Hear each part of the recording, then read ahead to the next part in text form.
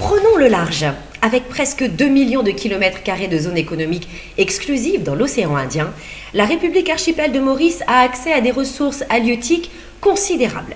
Leur valorisation est appelée à prendre une place de plus en plus importante dans l'économie du pays et donc à fournir de plus en plus d'emplois. Exemple en image avec l'un des principaux acteurs du Seafood Hub de Port-Louis, qui n'est autre que le deuxième armement de pêche français né à La Réunion il y a près de 70 ans, le groupe Sapmer. Sapmer a inauguré sa première usine de transformation et de valorisation des produits de la mer en 2008. Donc nous y sommes déjà depuis plus de 6 ans maintenant. Et a mis en service une deuxième usine en 2013, qui a une capacité, elle, de production de 21 000 tonnes de production de produits bruts. La première ayant une capacité de production de 9 000 tonnes, ce qui nous fait une production sur Maurice de 30 000 tonnes. Nous ajoutons une valeur à ce produit qui est le thon, pêché dans l'océan Indien par nos navires. Ce thon a une particularité, il est capturé et congelé à une température de moins 40 degrés, ce qui lui permet de lui donner une qualité sashimi. Pour alimenter les amateurs de poissons crus et d'abord ces usines de Port-Louis, Sapmer recrute presque en permanence. Les besoins en personnel concernent d'abord ses sites industriels. Celui de Mer des Mascareignes, détenu à 50-50 avec IBL, à savoir Tuna Processing Services Indian Ocean, qu'elle possède à 100%. Et comme dans toutes les industries, les emplois y sont très variés.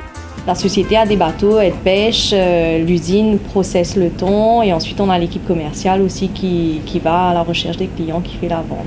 On est à 50-50 mauriciens et 50 expatriés. Donc à tous les niveaux, on a des recrutements qu'on recherche, surtout comme c'est une nouvelle activité, c'est les bateaux, les thoniers, les Mauriciens ils connaissent pas tellement, donc c'est assez difficile de trouver, de vendre aussi cette partie aux Mauriciens. Donc aujourd'hui, on a beaucoup de mal déjà à recruter.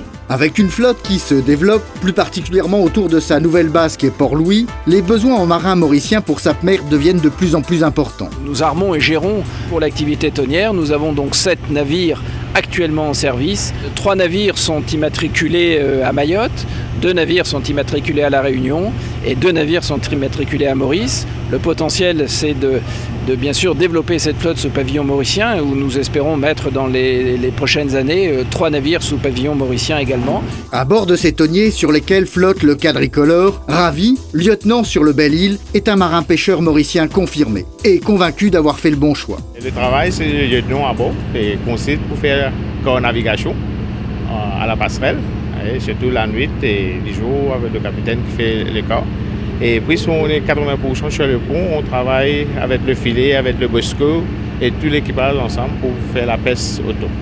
Le filet, bosco qui lock filet, capitaine là qui donne l'autre là-haut, quand pour besoin là-haut, quand nous repère un thon, ok, là, ouvert l'épave, alors le filet là, il y a un skiff qui est resté, qui tient dit, bateau là fait aller tout, il passe, il lock filet là, et puis nous récupérons le bateau là, notre devant, le filet. Après, nous voyons que passer la magouillette, que en bas là, il y a une machine qui ramasse ça. Le machine là qui contrôle tout ici. Ok. Après là, nous finissons la magouillette pour acheter une reste dans le filet. Et là, nous ramassons le filet là avec Power Block qui tout l'équipage vient donner un coup de main pour nous ramasser le filet. C'est depuis bien jeune, inspiré pour péter la pêche. Et ça intéresse moi toujours, vu que c'est un nouveau type de pêche. Et il y a beaucoup de challenges. Et dans la pêche, c'est comme ça. Alors, c'est pour ça qu'ils vont venir à bord. Et pour travailler à bord, c'est comme lieutenant. C'est juste pour challenge ça la pêche. Beaucoup de jeunes pas intéressés parce qu'il n'y a pas aussi un travail facile pour moi, un travail à terre. Mais c'est une jeune route rentrer et dans l'avenir pour ça la pêche tout. Sans compter les militaires chargés de la sécurité, pas moins de 33 marins travaillent à bord de chaque tonnier-sonneur de la Sapmer. Parmi les diverses fonctions qui composent une bordée, celle de chef de cuisine est une vraie passion pour Désiré. Ici, je suis chef de cuisine. Tout ce qui s'appelle manger, boisson, tout ça c'est sur moi. Différentes nationalités qui travaillent le bateau là, il y en a européens, il y en a africains, indonésiens et malgaches aussi. Alors, nous avons fait satisfaire tout le monde. Non, avant, je vais travailler dans l'hôtel.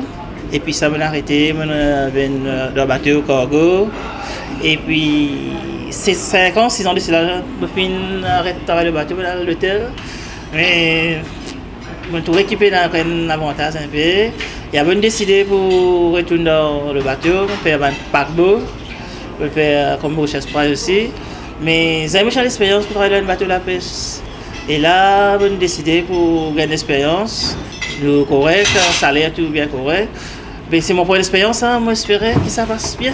Également au service des marins, mais depuis la terre ferme, il y a de nombreux autres emplois générés directement par les activités de pêche. On est 2 personnes.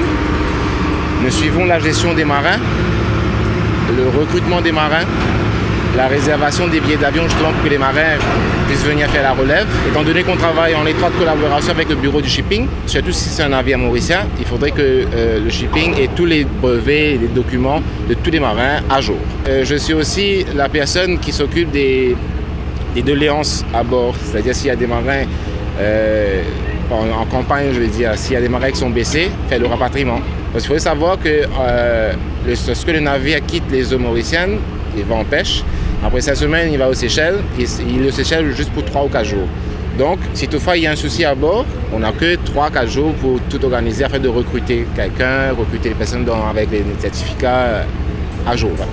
Fort d'une douzaine d'années d'expérience dans le secteur maritime, Jean-Luc encourage d'autres Mauriciens à suivre la même voie. On a beaucoup de possibilités. Surtout qu'on n'est pas beaucoup à Maurice à faire ce métier, surtout les pavillons mauriciens. Je ne connais pas le nombre exact, mais je sais qu'on n'est pas beaucoup. Avec la SAPMER qui a actuellement 2 navires, ça augmente les possibilités pour que justement les Mauriciens puissent essayer la pêche au thon. La pêche au thon, lorsqu'elle est structurée en filière, comme au sein de la SAPMER, offre des débouchés qui dépassent largement le cadre local, y compris pour ceux qui travaillent à terre. On a des fois des contrats entre les sociétés. Donc, si vous avez un contrat avec la société mère et les sociétés mauriciennes, il faut que ça soit conforme. Donc moi, je m'assure que les contrats sont conformes avec les règles mauriciennes, mais aussi singapouriennes. Et c'est la même chose avec les sociétés françaises, pour qu'on ait quand même le bon déroulement entre les sociétés. C'est très intéressant parce que moi, auparavant, je connaissais que le droit mauricien. Maintenant, je dois apprendre le droit singapourien, le droit français, et je pense que bientôt, ça va être le droit seychellois, je pense. Parce qu'on aura quand même ouverture sur d'autres juridictions. Et pour moi, c'est quand même, vous êtes en train d'avoir une exposition internationale. À mon âge, c'est vraiment très intéressant. Cet intérêt pour les métiers de la mer, l'entreprise cherche à le cultiver en offrant plus que des emplois, mais des parcours. C'est toutes les ressources humaines, la gestion des hommes, comme on dit, du recrutement, des salaires, de gérer tout ce qu'il y a en termes de conflits, de pouvoir faire que la SAPMER, c'est bon vivre pour les employés aussi, de créer un climat agréable pour que les employés s'y sentent bien, dans tous les sens du terme et à tous les niveaux. Donc c'est un petit peu notre rôle aujourd'hui dans les ressources humaines, c'est d'accompagner ce nouveau secteur aussi et les employés à grandir avec la société. Une société en plein développement qui toutefois ne constitue pas à elle seule une industrie. Le cluster pêche et valorisation des produits de la mer ne se développera que si d'autres investisseurs rejoignent les opérateurs existants, dont la SAPMER. Des pionniers avec lesquels le pays peut trouver des solutions afin de préparer l'avenir de son économie bleue. Le seafood est une très bonne chose, est une magnifique organisation. Elle a le mérite d'exister, elle doit être développée. Ce qu'il manque aujourd'hui, c'est que Maurice n'était pas une nation de pêche, elle était une nation de transformation, de stockage. Elle devient une nation de pêche. Il faudra penser à la formation maritime qui est un élément important. Si on veut avoir des marins sur des bateaux, il faut les former correctement. Pour avoir un bon matelot, il faut 10 ans. Il faut 10 ans, il faut 2 ou 3 années d'école et il faut quelques années d'expérience à bord d'un navire. Donc il est urgent, si on ne veut pas laisser passer le train, il est urgent de former aujourd'hui des marins à Maurice. Sur les 7 tonniers sonneurs surgélateurs armés par la SAPMER pour la pêche au thon dans l'océan Indien, 2 bateaux pavillons mauriciens. Immatriculés à Mayotte ou à La Réunion, les 5 autres navires comptent parmi les 993 bateaux de pêche étrangers ayant débarqué leur prise sur les quais de Port-Louis en 2013. Ils étaient 613 2 ans plus tôt. Ces chiffres du ministère des Pêches attestent de l'évolution que connaît ce secteur. Ce ne sont pas les seules statistiques qui témoignent de cette tendance. Ainsi, entre 2011 et 2013, les produits de la pêche ont augmenté de près de 50%. Évoluant de de 17,64 milliards à 25,6 milliards de roupies. Les revenus des seules exportations passant de 7 à presque 10 milliards de roupies, soit une part dans les exportations totales du pays, qui a fait un bond de 14,8% à 20,3%. La part dans les revenus globaux du pays, ce qu'on appelle le produit intérieur brut, est restée relativement stable sur la période pour atteindre 1,5% en 2013 contre 1,2% en 2011. Au 31 décembre dernier, le ministère de tutelle estime les effectifs employés directement dans la pêche à Maurice, y compris Rodrigue, à 6 000 personnes. Autant le sont dans les unités de transformation et valorisation des produits de la mer. À cela s'ajoutent 10 000 emplois indirects dans le Seafood Hub.